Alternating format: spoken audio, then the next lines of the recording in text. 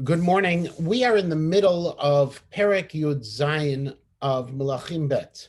We're in Perek Pasuk Chaf Daled, and as you will recall from last week, the northern tribes had been exiled to Ashur. And when we say that they were exiled to Ashur, there were less than 30,000 of them who were taken away to Ashur. The rest of them, if you recall, we had three different theories of what happened to them. We read an article from Yoel Bin Nun, who suggested that you had three different groups, in essence, of these people. You had those who were exiled. They, unfortunately, by and large, not all of them, but by and large, they assimilated. Some did return at the time of Ezra and Nehemiah. We had those who stayed in the northern kingdom, and also there was a level of assimilation, even though they do reappear at certain points and do come back. And actually, we hear reports of them in three different times coming down to the Beit HaMikdash. And then there is that third group of people who actually had run away, who had emigrated to the south into Yehuda itself.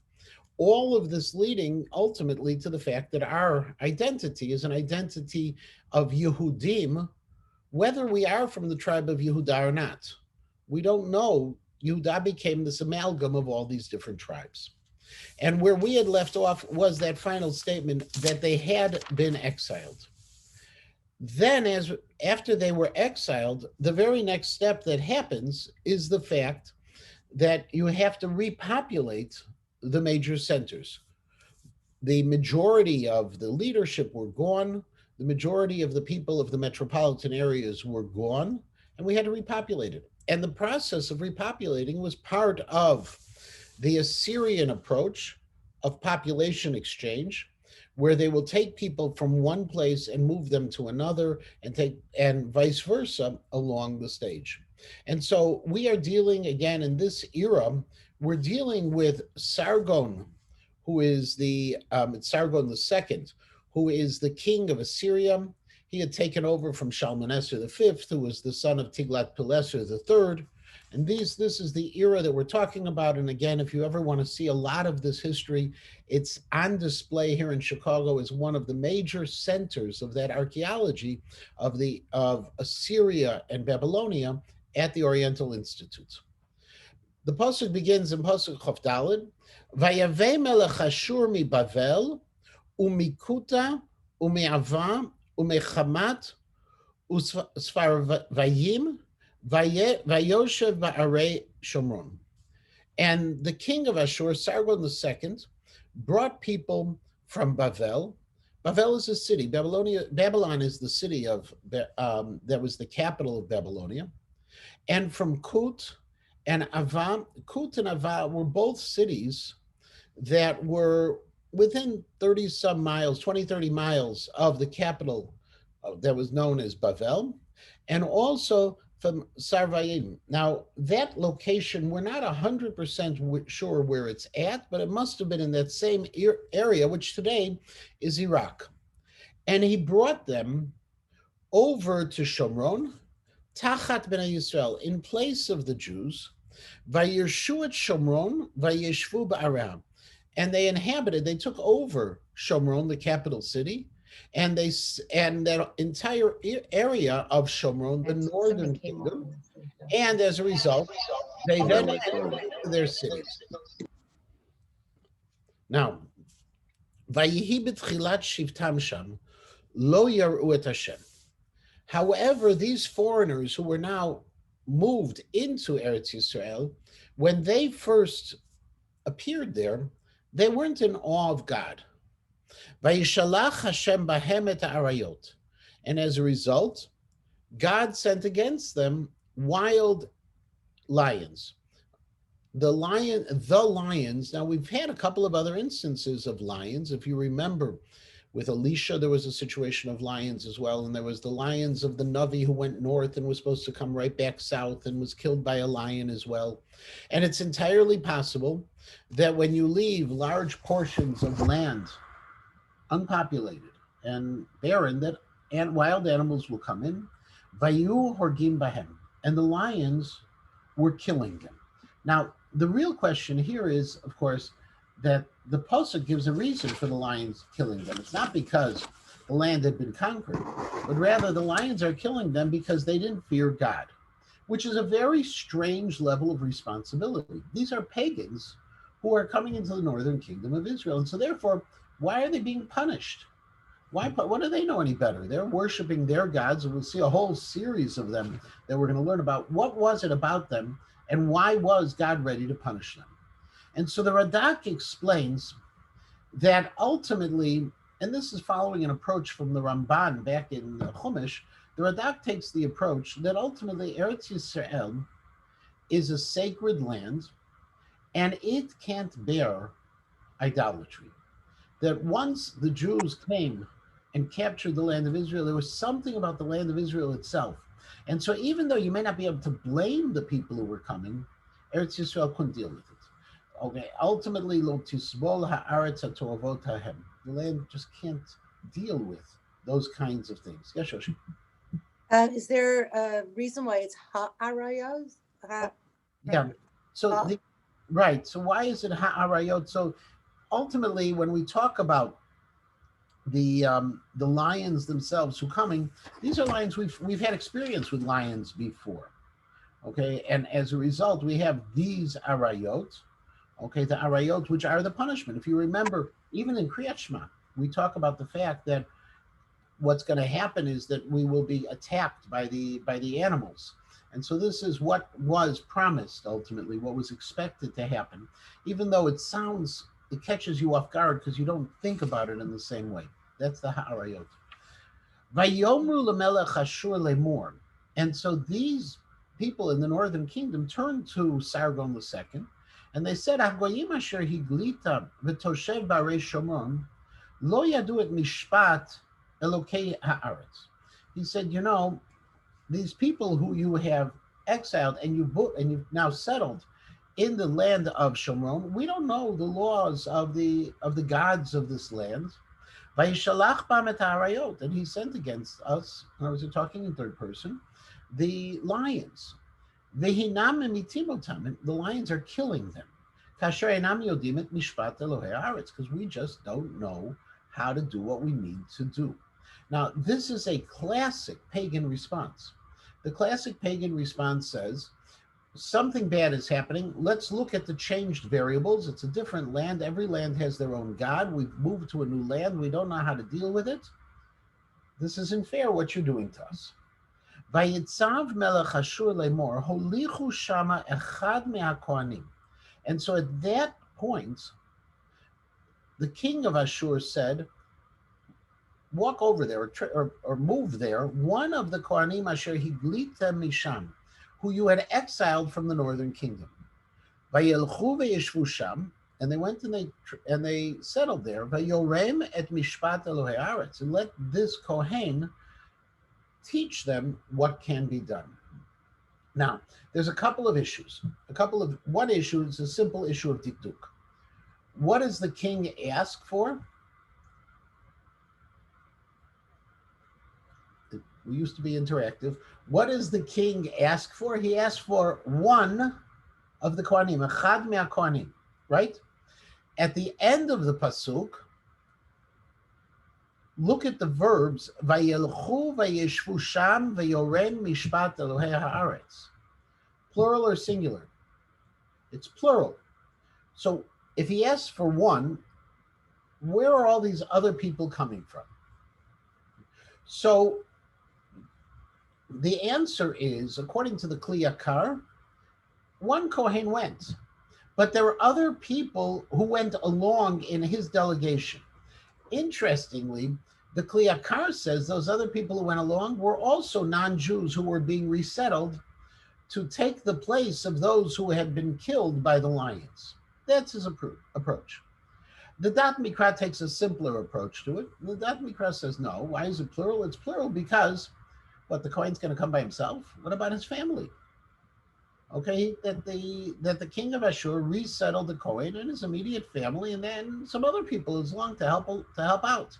And so as a result, you have this plural form right here. But there's a bigger question to it. The bigger question is, wait a second. These people are being killed by lions because they're not worshiping the gods of the northern land. Who are the gods of the northern land? It's a Kodesh Baruch Hu. It's not gods, it's a god. Who were these Kohanim who served in the northern land? Were they faithful to HaKadosh Baruch Hu? No, they were worshiping also Baal and Asherah, and there was and they were had their bamot, and they had the golden calves that kept people from traveling to the south. So if you want to resolve the issue, how can you resolve it via a person who doesn't do it right to begin with? And so there's a Gemara and a Tosfos and Avodah Zarah ultimately that bases the fact on a simple principle. The principle is known in a halacha as shituf or shituf, because Orit is on the line. Shituf means that when we worship HaKadosh Baruch Hu, we worship one God, exclusively one God. However, what is the responsibility for non-Jews? Can they worship God and also have shutafim, have partners with other gods as well?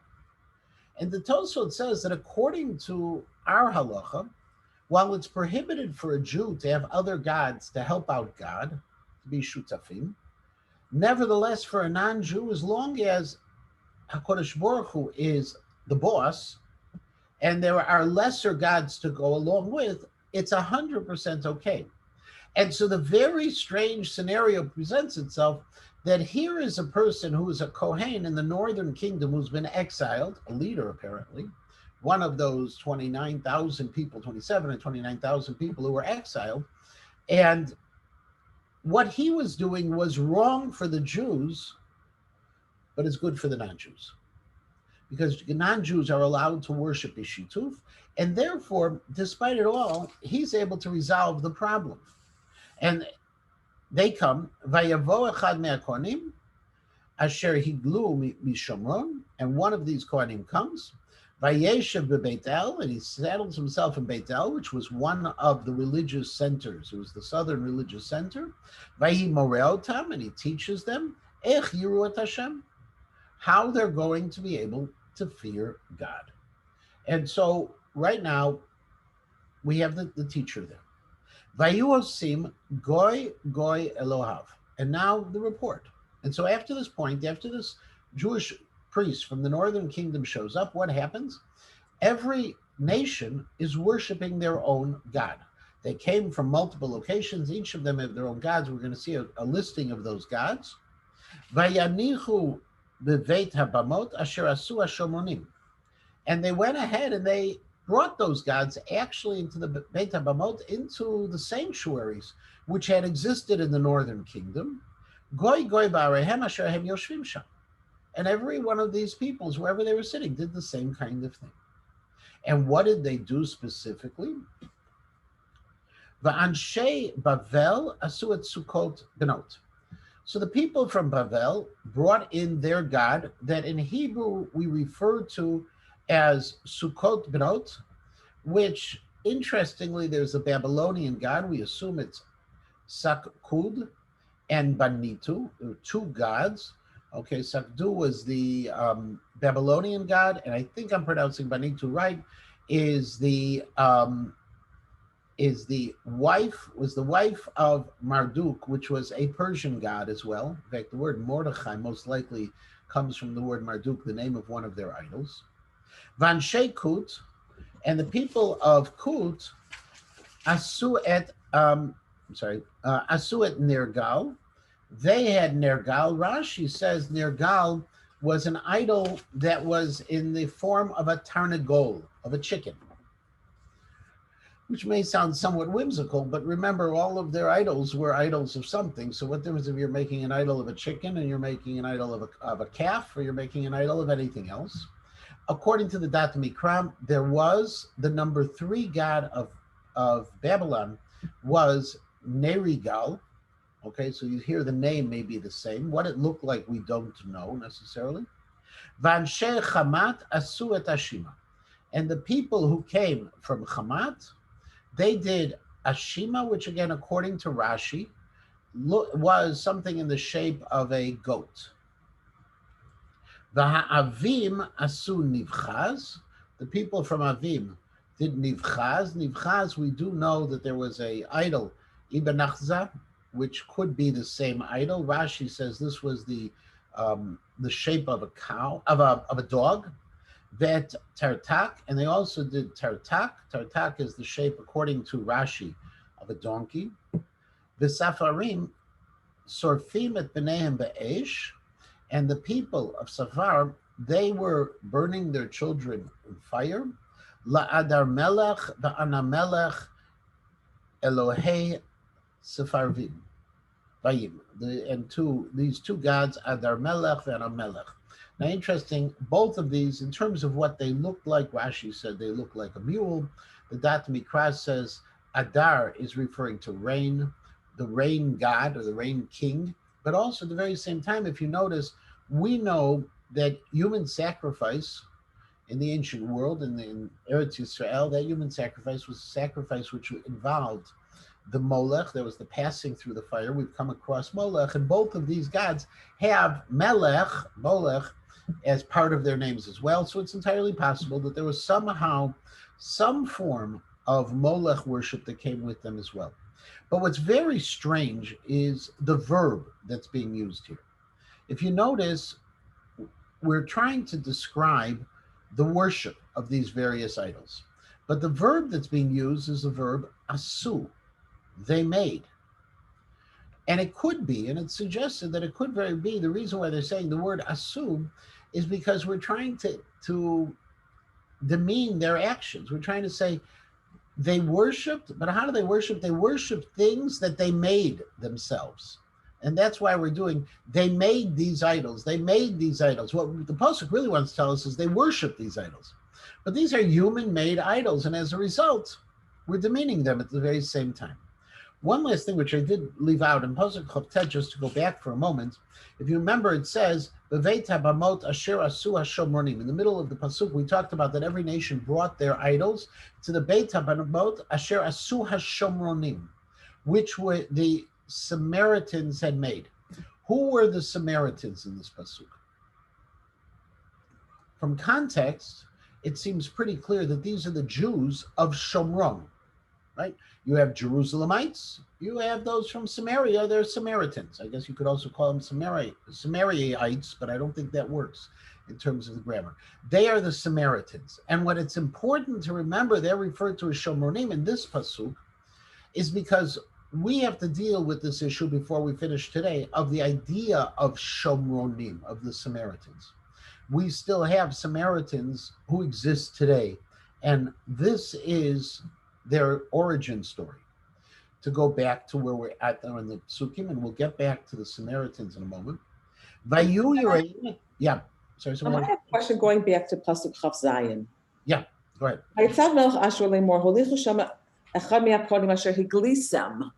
They didn't exile them. Melech Asher did himself. Like, why does it say Asher Higlisi?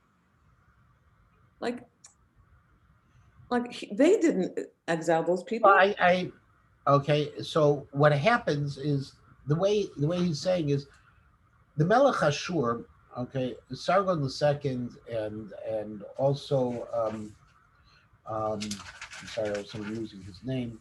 And Shalmaneser, they weren't present to do the exiling, and so it's as if he's saying to his officers.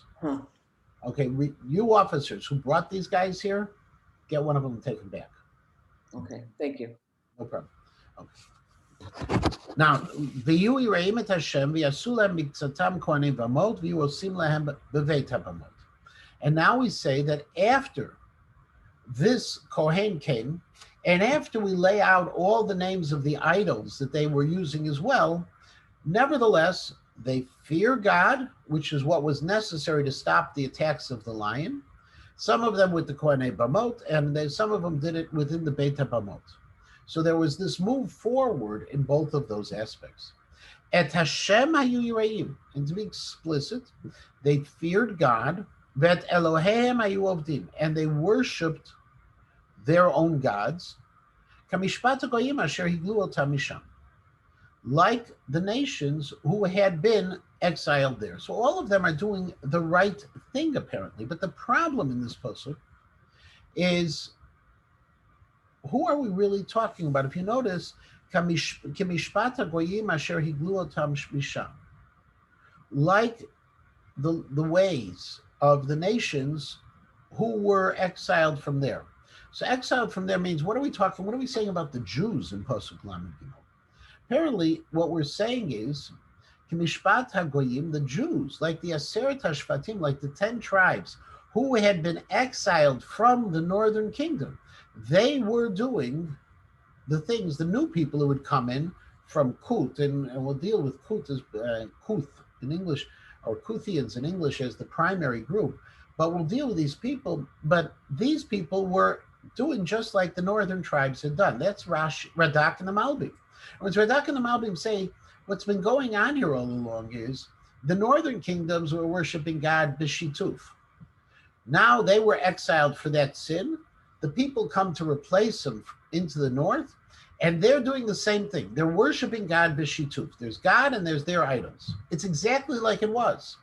However, according to Rashi, Rashi's not comfortable with that place, and Rashi says, "Kemishpat hagoyim," just like the ways of the non-Jews, asher higlu otam misham, from where they had come, where they were brought from the exile into Eretz Yisrael. So we're not sure who we're talking about. We are saying that there was worship of both God and of other idols. It could be, according to the Radak and the Malbim, this is some way almost damning to the people of the north, that the new people who would come in were doing exactly like the people of the north used to do. Or it could be that the new people who come in were doing exactly like the people from where they came were doing. Rashi is much more generous to the people of the north. He doesn't mix them up into this piece. But these next psukim that we're going to be dealing with, okay, especially the ending psukim, we're not going to be sure 100% who we're talking about. And there's going to be a major machloket. According to, in the coming psukim, we're going to be referring to the Jews who remained in the northern kingdom and weren't exiled. According to the Malbim, we're going to be talking about the 10 tribes as a whole. And according to the Mitzudot, following in the approach of Rashi, we're going to be talking about the people who were now in the northern kingdom who had been brought there by Ashur. So let's see how these psukim play out.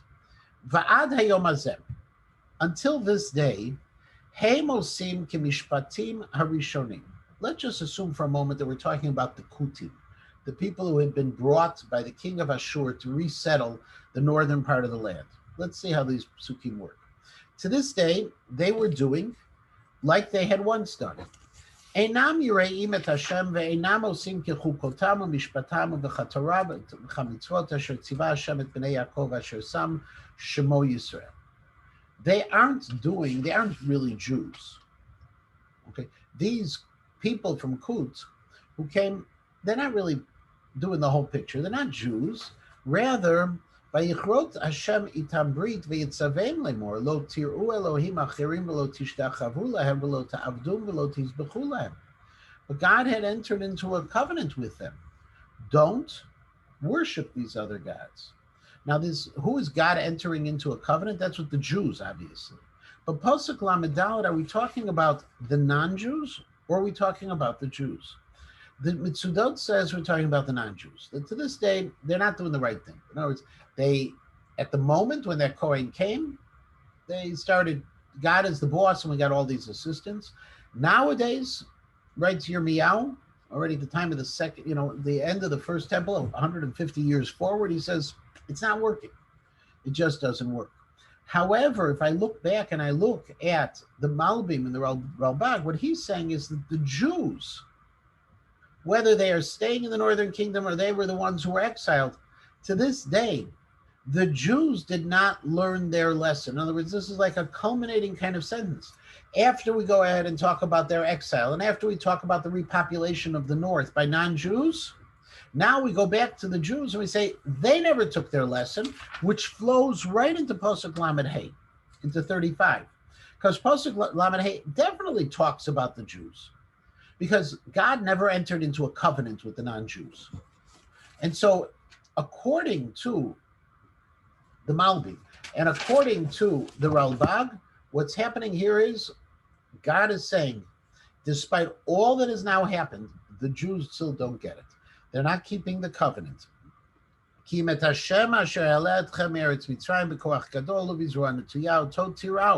God made this covenant and said, just you gotta fear God. Sorry, I skipped the word. And to God you have to bow down. And to Him you have to go ahead and you have to make offerings. God,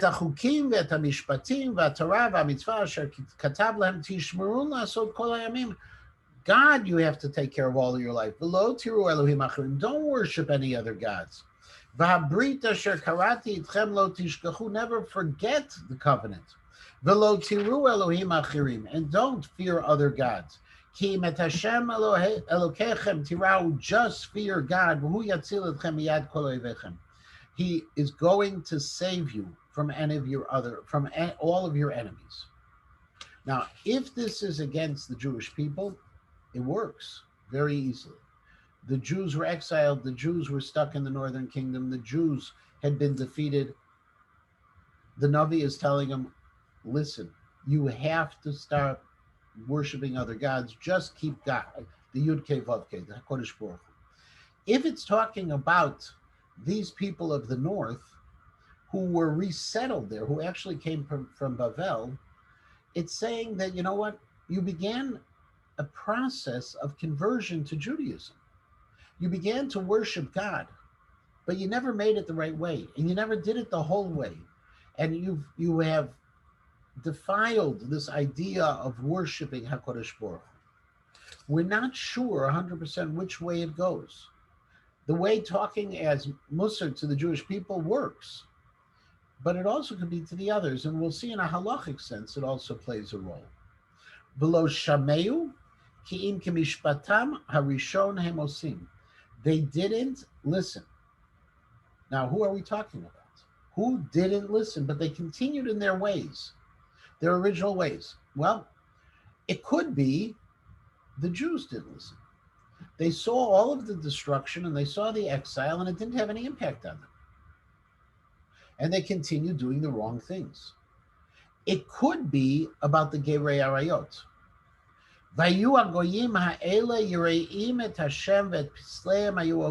the reason why it could be the other nations is, notice this very next pasuk talks about the other nations, the Kutim, the people who've been resettled in the north.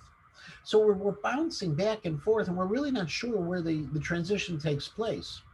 But they were fearful of God, and that Seleim Hayu Ovdim, and they were worshiping their idols, Gam B'neim Uvnei B'neim, Kasher Asu Avutam Hemosim Adayom Hazeh, and they're continuing to do it to this very day, a closure of what had been in Pasuk Lamed Daled, where we started Ad Hayom Hazeh. So the Ad Hayom Hazeh, from Pasuk Lamed Daled until the end of Pasuk Mem Aleph, it seems to be one large section, Ad Hayom Hazeh to Ad Hayom Hazeh. In between, we see that people are not doing the right thing.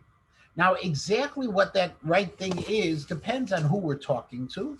Are we talking to specifically these people who were now halachically we refer to them as the Gerei Arayot, as the ones who converted because of being attacked by lions? Are we talking about people who at this point were Jews and should have learned their lesson? We don't know. This is a machloket that goes back to the Rishonim, the earliest explanation, but there's no doubt about it that we have all of these possibilities within the text because of the ambiguity of the text. Now, what we haven't really dealt with are these Shomronim themselves.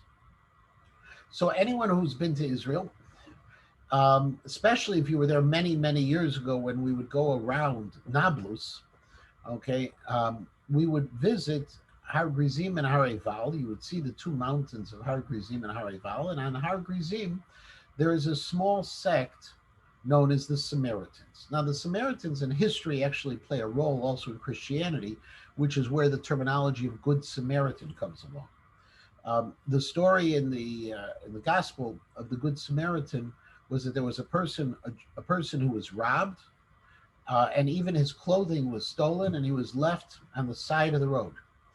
And a priest walks by, a Levite walks by, they ignore him, and then walks by Yeshu. Jesus walks by and takes care of him. Oh, I'm sorry, I got it wrong. Then walks by the Samaritan, a Shomroni, walks by and takes care of him. And this is Yeshu's parable of how to love even your enemy, because the Shomronim and the Jews were at odds. So we see this idea of Samaritans coming along. We also know the Shomronim from Sefer Ezra and Nehemiah. They wanted to help in the rebuilding of the second Beit HaMikdash and were rebuffed. We also know of the Shomronim from the Gemara itself. The Gemara talks about there's a famous machloket between Rabbi Yishmael and Rabbi Akiva. It's brought in the Gemara in Kiddushin, and Daf Ayin Hey Amud Bet and other places, whether or not they were really Jews, whether they had converted. And the principle here was the Gerei Arayot, they converted. Was their conversion altruistic, or was their conversion just to save themselves from these attacking lions? And interestingly, this is a continuing issue that develops over the years, but ultimately, by the end of the time of the Gemara, we say that we don't trust them. Why don't we trust them? Because they did additional investigation and they found that in their temple, they had a Dmut Yonah, they had an idol of a dove. And that Dmut Yonah ultimately caused the Tanaim to reject the Kutim as absolute Jews. The Kutim, we call them Kutim because one of the cities they came from are Kut. Now in English we call them the Samaritans, and they still exist to this very day. The question is, what's their status and who are they really? This parak is known as their origin story, and this parak is referred to in Chazal often, and that's why they're referred also as the converts from the lions, the Gerei Arayot. Are they Jews or aren't they Jews? There was an interesting case that came up to the chief rabbinate in the late 80s. Rav Avram Shapiro was the chief rabbi at the time. And there were two women who were raised as Samaritans who came, they wanted to convert to Judaism. And the question is, are they allowed to convert or not? Now, the questions that rise from this question of whether they're allowed to convert or not is, if they're really Jews, but the Samaritans, as you may recall, don't have the tradition of Torah Shebaal Peh that we have, and they reject certain pieces. They've changed references in the Tanakh to Yerushalayim to being references to Har Grizim, where they built their temple. If they're Jews who are not practicing according to Rabbinic Judaism, because they were before Rabbinic Judaism, somewhat similar but different than the Karaites, for example, or the Sadducees later on. So all of these people, are they Jews? If they're really Jews, the problem then comes is, well, it's pretty easy to get married, halachically. Okay, you need a couple of witnesses, and witnesses don't necessarily have to be appointed. It's pretty easy to get married, but it's pretty hard to get divorced, al pi halacha. It's a really complicated thing. And so if the Samaritans had marriages but didn't do divorces the right way, the offspring would be mamzerim and forbidden to marry. If they're not Jews, well, that's great. They're not Jews, and then a non-Jew can convert to Judaism. The chief rabbinate in this case actually dealt with all of the sources. There's some famous tshuvot that were also written by the Maharam Sheik, was one of the classic tshuvot as well. The Shulchan Aruch talks about, okay, the Shulchan Aruch says in Yoredei, it says, Kuti ha'idna dino ka'ovid kochavim, okay, that nowadays these Samaritans are considered like idolaters, and the commentators mention after Lachar shegazru bizman Talmud alehem, after already in Talmudic times we said they were idolaters. So ultimately, what's the status of these people? And in the decision of the Beit Din regarding the conversion of the two Samaritan women, they took the position, which is the halachic position, that we call them non-Jews lechumra, but not non-Jews lekula. That for stringency purposes, they're considered non-Jews. But for leniency purposes, they're considered Jews. And the reason is because we believe that their conversion initially was good, but they stopped worshiping the right way. And once they stopped worshiping the right way and then rejected core aspects of the Jewish religion, we consider them like non-Jews. Now, we can consider people like non-Jews even if they were born Jewish. For example, a Mechalel Shabbos, B'farhesia, if someone is a violator of Shabbos, he knows about Shabbos, he learns about Shabbos, not a person who didn't know, and he rejects Shabbos, rejects it. It's not, it's not the person who drives to shul because it's really cold out, okay, but he wants to go to shul. It's the person who drives to shul and is bragging about the fact that I know it's wrong, but I drove to shul. I didn't get cold. Okay, that kind of piece. Or as I used to describe it, a person who drove to shul and honked the horn outside the front door to see if there was valet parking for him. Okay, and to make sure everyone saw him. A person who rejects Shabbos halachically has the status of a non-Jew. What does it mean as the status of a non-Jew? He's still Jewish. But the status of the non-Jew, for example, it would present problems even with him opening bottles of unboiled wine. There could be issues with this as well. There's all sorts of issues where it's lekula, we don't say it, but lechumra, we do say it. And with the Samaritans as well, that was the psak of the Rabbanut HaRashit. And when it came, and as a result, the question is, are we concerned about them possibly being mamzerim? In other words, they're really Jews, said the Rabbanut HaRashit. But they're not, but they're beyond non-practicing Jews. They're rejectionist Jews, I'll call them for a moment. And they've been rejectionist for millennia. They were rejected by Ezra and Nehemiah from being part of the building of the second Beit HaMikdash. So we're talking about people who way back when, already had this problem. And the interesting thing with them is that ultimately there was a basis to say that there was enough doubts that we can make the assumption that if there were marriages, the marriages were not halachic, and therefore there was no need for divorce, and therefore there's no question of mamzerut, and they accepted these two women to convert into rabbinic Judaism, our Judaism today. Today in Israel, there are two places where these Samaritans live. They live by Cholon, and they live on Har Grizim near Nablus. There are a couple of thousand of them still in existence. There used to be many, many, many more, but we're talking the early part of the first millennium, where many of them were killed. They are primarily in four families. There was a lot of intermarriage among families and within a family itself. And so for a long time, there was a lot of issues of mental illness as a result because of inbreeding. But they do exist. There's somewhere around 2,000 is the estimates. In Cholon, they have their own center. They have their own place where they worship. In Har Grizim, they have their own place where they worship. They have Kohanim. When I was in Israel, there used to be buses that went from all of the yeshivot, for example. They still practice sacrifice. To watch them do the Korban Pesach, to see how they did a Korban Pesach. Not that it's exactly like our Korban Pesach, but it's some way similar to it, and those are the Shomronim as well. One last interesting point, and with this we'll end, there was actually genetic studies done of the Shomronim, and it was done, excuse me one second, let me just, I forgot to get those papers. The genetic studies were done, the professor's name, give me one moment. There was a research article in Human Mutation in 2004, and the title of the article is Reconstruction of Patrilineages and Matrilineages of Samaritans and Other Israeli Populations from Y Chromosome and Mitochondrial DNA Sequence Variation. And the lead author was Pedang Shen, and then Tal Lavi, and some et cetera, et cetera. And the fascinating thing which they found regarding the Samaritans is that on one hand, there is a uniqueness in their chromosomes, which means they are their own ethnic group.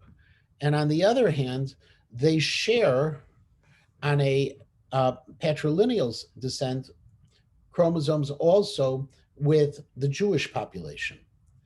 Based on this DNA study, what they're suggesting is that there was a lot of intermarriage that took place among the Samaritans with the Jews, which would make sense. And now I'm going to go back for a moment to that pasuk, which we had looked at, that if you remember, we referred to back in pasuk Chavtet, we had referred to the Jews of the north as the Shomronim, as the Samaritans.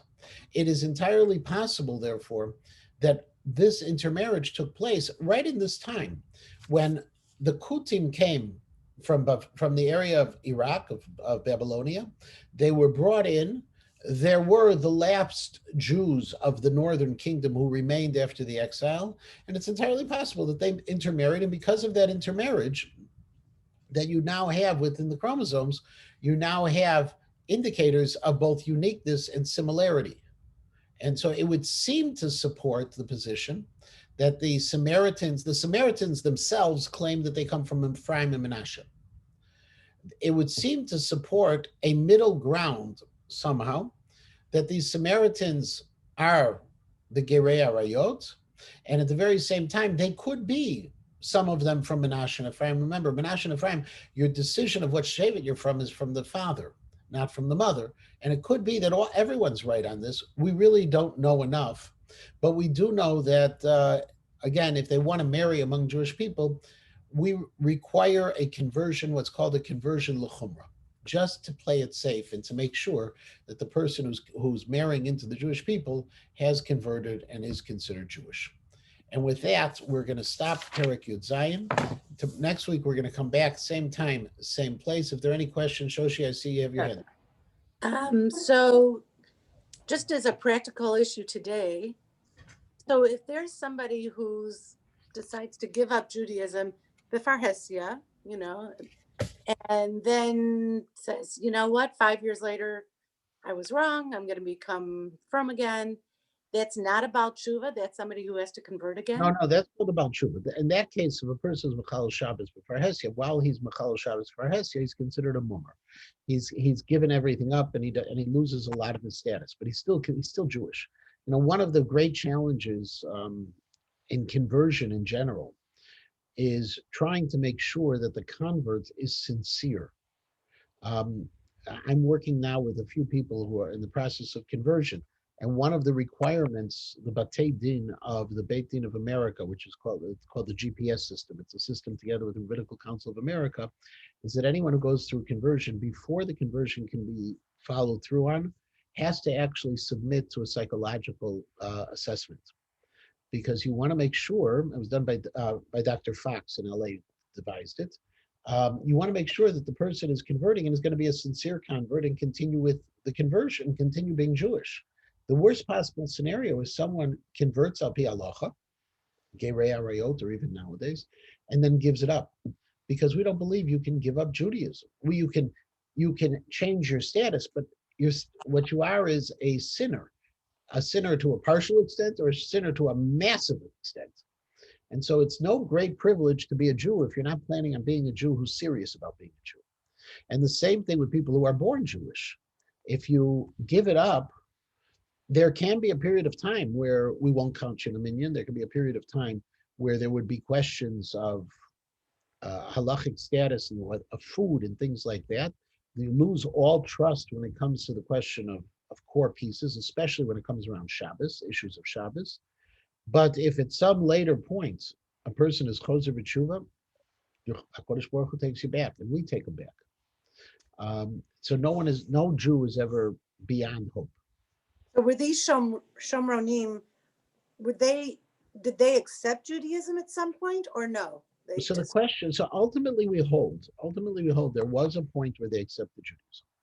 So that's the halacha. However, by the end of the period of the Talmud already, they were so far away from normative Jewish practice and belief that Chazal no longer could consider them Jewish.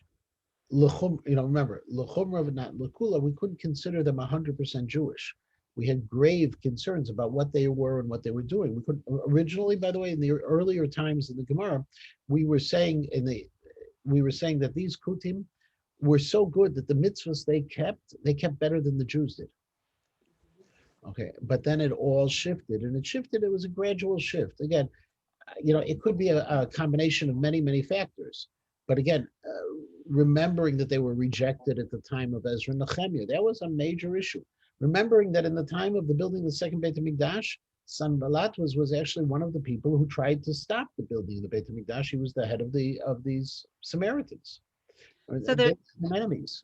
this reminds me of what's going on in Israel today, which is it's an interesting question. A lot of the, if you want to call them Hebrew Israelites or the Black Hebrews, now that their leadership is really it's not as consolidated as it used to be, they want to be able to stay in Israel. So part of helping them find purpose from their perspective is to become Jewish. And it's a real question. They're here in Israel, they're children, they're already second and third generation in Israel. And what do you do with an entire people who are here? It's not a large group of people, but it's a few thousand. Right, and we can blame Chicago because the center of the Yeah. Chicago. And those of you who may know, their chief rabbi is a fellow named Capers Fournier II, a very nice fellow. He was cousins with Michelle Obama. In fact, the last time Margaret and I saw him, we were in the White House, the Obama White House. We saw him there for a Hanukkah party. His son went to a kibbutz. His son was Capers Fournier III, so they called him Trey. But they have a synagogue here in Chicago. They continue to worship. It was a synagogue that used to be an Orthodox synagogue that they took over. Their worship is extraordinarily different than traditional Jewish worship. They have Sifrei Torah, and Ad Hayom Hazeh, for example, they receive Ma'od Chitim from the Ma'od Chitim committee, because the Ma'od Chitim committee does not measure. Someone says they're Jewish, we don't check any Judaism on it. And it's a very interesting problem that we have with these other groups that come along and claim they're different, by the way, than Karaites, who we hold are fully Jewish. They're just Karaites, and they have other problems that are presented to them. We had Karaite communities in Chicago. I had a Karaite who was in my class, and different. The Shomronim, much earlier in Jewish history, split from normative Judaism and became not just something different, but enemies. The Karaites, for example, in the time of the Rambam in Cairo, there was the Karaite synagogue and there was the rabbinic synagogue, and there were marriages between the two communities. We have two boats from the two communities as well, where there was a leading Karaite and a leading rabbinic Jew. Their children married, and that was it. So it's different than the Karaites. I'm not sure. I don't know whatever. I don't think the Sadducees are still around. The Sadducees, I don't think they're out. But along with the Essenes and the others from the Second Temple period. But Karaites are still around, and Samaritans are still around. And it's an interesting challenge, not only in Israel, but even in the United States, how we consider these people. I think we'll stop right here. I will see everyone next week, same time, same place. We're getting back into more classic Nevi'im Rishonim. We also have to start thinking, because we're coming to the end of Sefer Melachim Bet, of what we're going to do after we finish Melachim Bet.